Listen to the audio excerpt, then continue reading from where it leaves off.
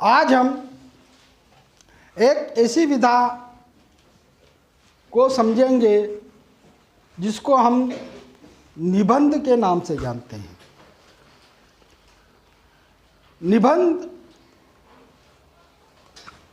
एक ऐसी विधा है जिसमें हमको लेखन करना होता है। बड़ी गंभीरता से हमको अपने जो परिवेश में जो दिख रहा है, जिस विषय को हमें प्रदान किया गया है, उस विषय पर हमको वाक्य रचना लेखन कार्य करना होता है। और ये निबंध हमारी जो परीक्षा में जो प्रश्न पत्र आते हैं उसमें ये 10 नंबर का आता है। कितने का आता है? 10 नंबर का, है ना। और इसको हम जब लिखते हैं, हमने 10 पॉइंट लिख दिए तो पूरे 10 नंबर हमको मिलते हैं। बहुत अच्छी विधा है। और इस विधा को हम क्या कहते हैं? क्या कहते हैं? निबंध। Very good. अब देखो, निबंध का अर्थ हम समझेंगे। निबंध तो कहते हैं, लेकिन उसका क्या अर्थ होता है? निबंध शब्द किससे बना है? नी और बंध को जोड़कर क्या बना है? निबंध, जिसका अर्थ होता है अच्छी तरह से बंधा हुआ। अच्छी तरह से बंधा हुआ, उसको हम क्या कहते हैं? निबंध कहते हैं। और कई विद्वानों ने इसकी परिभाषा दी है, कई विद्वानों ने दी है, जिसमें से हम एक सरल परिभाषा को समझेंगे। हमारे जो विद्वान हैं श्याम सुंदर दास जी के अनुसार निबंध वह लेख है, निबंध वह लेख है जिसमें किसी विषय पर विस्तार पूर्वक ढंग से विचार कर लेखन किया गया हो। कोई भी विषय हो तो हम उसको बड़ी विस्तार पूर्वक ढंग से समझकर हम उसकी व्याख्या करते हैं, उसका लेखन करते हैं। उसको हम क्या कहते हैं? निबंध। क्या कहते हैं? निबंध। Very good.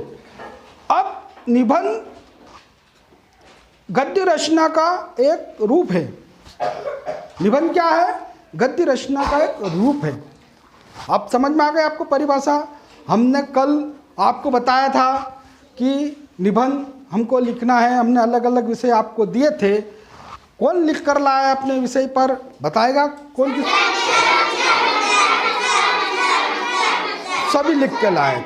चलो, अनिक्षा, आपने किस विषय पर निबंध लिखा है? सर, विद्यालय। आपने अपने विद्यालय के ऊपर निबंध लिखा है। हमने ये विषय दिया था हमारा विद्यालय। आप अपने विद्यालय के ऊपर निबंध लिख कर आए। अब बताओ, आपने निबंध का लेखन कैसे किया है? आप बताओ, कैसे किया आपने निबंध का लेखन? हमारे विद्यालय का निबंध। हमारे विद्यालय का नाम प्राचीन विद्यालय नयापुरा भागनी है। हमारे विद्यालय में बेंच है। हमारे विद्यालय में ग्राउंड है। हमारे विद्यालय के ग्राउंड में पेड़ पौधे हैं। हमारे विद्यालय में बोर्ड है। हमारे विद्यालय में 3 कमरे हैं। हमारे विद्यालय में 1 से तो 5वीं तक कक्षा है। हमारे विद्यालय में 2 सर है। हमारे विद्यालय में मंदिर है। हमारे विद्यालय में ऑफिस है। हमारे विद्यालय में दोनों सर बहुत अच्छे पढ़ाते हैं। हमारे विद्यालय में खेल कूद के सामान है। हमारे विद्यालय में हाथ धोने की टंकी है। हमारे विद्यालय की दीवार पर चित्र बने हैं। देखो, अनिच्छा ने अपनी कल्पना शक्ति से, अपने दिमाग से ये वाक्य रचना की, विचार कर ये लेखन किया। बहुत बढ़िया, बधाई भाई। फिर ताली बजाओ उसके लिए। चलो, अगला अब कौन बताएगा? चलो खुशी, आपने कौन से विषय पर निबंध लिखा है? बताओ जरा। किसके ऊपर लिखा आपने? गाय के। चलो, गाय के ऊपर आप निबंध बताओ। गाय हमारी माता है। गाय एक पालतू पशु है। गाय के 4 पैर होते हैं। गाय के 4 थन होते हैं। गाय का एक मुंह होता है। गाय की 2 आंखें होती है। गाय के दो सींग होते हैं गाय के, दो कान होते हैं गाय की एक लंबी पूंछ होती है, गाय के गोबर से कंडे बनते हैं, गाय के दूध से मिठाई बनती है, गाय की हम पूजा करते हैं।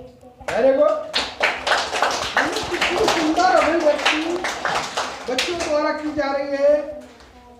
वेरी गुड बेटा, वेरी गुड, शाबाश। चलो अगला विषय हमने और दिया था, कौन सा विषय दिया था बताएगा कोई? पेड़। पेड़ पर कौन बता रहा है?